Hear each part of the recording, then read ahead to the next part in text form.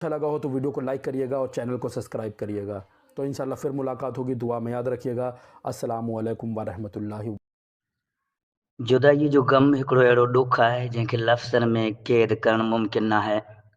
उहे माण्हू जेके विछोड़नि खे आसान सम्झनि था, शायदि उहे अहिड़े गहरे दर्द खां गुज़रिया ई न आहिनि। जेके जुदाई जे बाहि में जलंदा आहिनि उहे ॼाणंदा आहिनि त इहो सिर्फ़ु जिस्मनि जो फ़ासिलो न आहे, पर रूहनि जी आज़माइश आहे। इहो अहिड़ो करब आहे जेको दिलि जी गहराईअ खे चीरे ज़िंदगीअ जे हर रंग खे विसामे छॾींदो आहे। जुदाई जे ज़ख़्म खे ॾिसण लाइ ख़ालिक़ काइनात जे मुक़दस कलाम जा वर्क उथलाईंदे जॾहिं सूर यूसुफ खे पढ़िजे त ख़बर पवे थी त विछोड़नि जे ज़ख़्मनि जो अहसासु बुज़ुर्ग पैगंबर खे बि मुतासिर कयो।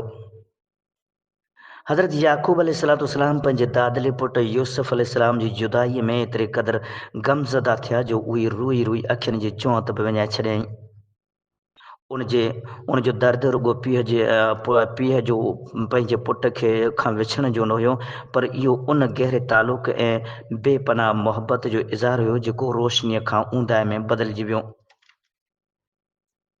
जुदाई जेकॾहिं आसान हुजे हा त अखियूं पंहिंजे प्यारनि जी जुदाई में लुड़क न वाईंदा। हा, जुदाई जेकॾहिं आसान हुजे हा त दिलि उन्हनि जी यादि में हिकु बेवस ख़ामोशी अख़्तियार न करे हा। जुदाई रुॻो हिकु फ़ासिलो ई न आहे, पर जुदाई दिलि ख़राश आज़माइश आहे जेका कंहिंखे बि ऊंदाहीअ में धिके छॾे थी। 15 मार्च 2025 छंछरु ॾींहुं इंटरनेट जी उॾामंदड़ हवाउनि आधार इहो ॿुधी ॾीहल ॾकियो थिया वञनि त अंजरखनि वारे ॻोठ दमड़के जे वेझो हिंगोर जा वांड में 5 मासूम तलाउ में ॿुॾी पंहिंजी हयाती दणी ताला जे हवाले करे चुका। विछोड़नि जी वार्ता कुझु हिन तरह आहे त हिंगोर जा बिरादरी जा 5 मासूम ॿार मुश्ताक यूसुफ उमिरि 14 साल, उमर अब्दुर्रहमान उमिरि 11 साल, ताहिर अब्दुर्रहमान उमिरि 8 साल, अल्फाज़ अरमिया उमिरि 7 साल ऐं इस्माइल सालार उमिरि 6 साल मेहूं चाढ़णा विया ऐं उते हिकु तलाउ में 5 ई ॿार पाणी में ॿुॾी साह जो सरमायो पूरो करे हिन जहान खां हमेशह जे लाइ हलिया विया। इन ख़बर उन्हनि ॿारनि जे माइटनि जी दिलि मथे कहिड़ो धक हयो हूंदो, इहो त शायदि रब पाक जी ज़ात ई ॼाणे थी, पर हर को माण्हू ईअं चई रहियो हुयो त यार कौर थी वियो वीचारनि सां। सुहिणे रब पाक क़ुरान मुक़दस में फरमाए थो वजअलना मिनल माइ कुल्ल शैइन हय्यिन, सभु कंहिं जीअरी शइ खे पाणी मां पैदा कयोसीं, पर जंहिंजे मुक़दर में लिखियलु हुजे त उहे पाणी मौत जी वजह बणिजी सघे थो। ऐं इहो ई मुक़दर उन्हनि मासूमनि जो हुयो जो इन पाणीअ मुश्ताक जी मुर्क खे हमेशह लाइ ख़तमु कयो, उमिरि जी उमिरि खे पूरो कयो ऐं ताहिर खे इन तालाब ख़तमु कयो, अल्फाज़ जे लफ़्ज़नि खे ख़ामोश कयो ऐं नंढे इस्माइल खे बि न छॾियो। ऐं इहा ख़बर जॾहिं पूरे कच्छ में फैलिजी हुई त हर को माण्हू हैरत में पइजी वियो, पर कुदरत जे कानून जे अॻियां सारो जहान बेवस आहे। उन्हनि मासूमनि जे माइटनि उन ॿारनि लाइ पंहिंजी अखियुनि में कहिड़ा अरमान सांडिया हूंदा ऐं कहिड़ियूं उमेदूं वाबस्ता कयूं हूंदियूं, इहो त उन्हनि जी दिलनि खां पुछिजो। अखियुनि जो ठार बछड़ा हूंदा आहिनि, गुलो गुलज़ार बछड़ा हूंदा आहिनि। अखियुनि जो ठार बछड़ा हूंदा आहिनि, गुलो गुलज़ार बछड़ा हूंदा आहिनि।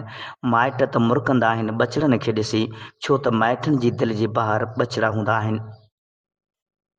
आख़िरकार ॿिए ॾींहुं तारीख़ 16 मार्च सुबुह 7 लॻे जॾहिं उन गलियुनि मां उन्हनि जा जनाज़ा निकिता, जिन्हनि गलियुनि में इन ॿारनि रांदि खेॾी, जिन्हनि गलियुनि में इन ॿारनि जे रांदि खेॾी ऐं उहे जिन्हनि गली में पोइले ॾींहुं उन्हनि ॿारनि जे मासूम पेरनि जा निशान बि हुया।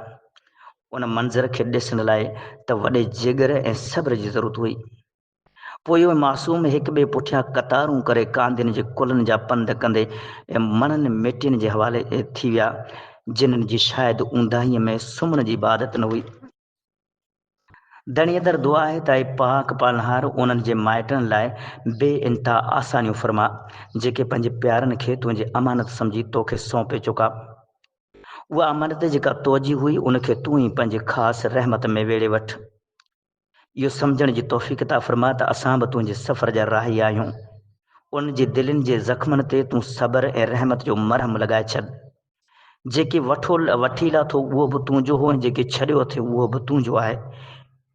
उन दिल जे टुकर जी मुहबत तो बि उन जी तो ई उन जी दिलनि में रखी हुई, ऐं जेको दर्द ॾिनो आहे उहो बि तो जे पारां आहे। इन दर्द खे संभालींदड़ बि तूं आहे। जॾहिं सभु तुंहिंजे पारां आहे त पोइ उन्हनि ते आसानी फरमा, सब्र भरे छॾ, रहम कर। अखियुनि में भरिजी आयल लुड़कनि जे बदिले में दिलि में पंहिंजो सुकून भरे छॾ। तोॾां मोटण जो असांजो सफ़र आसान कर। अल्हम्दुलिल्लाह खे सम्झण वारनि खे इन्ना लिल्लाहि व इन्ना इलैहि राजिऊन जे मुताबिक़ ज़िंदगी गुज़ारण जी तौफ़ीक़ अता फरमा।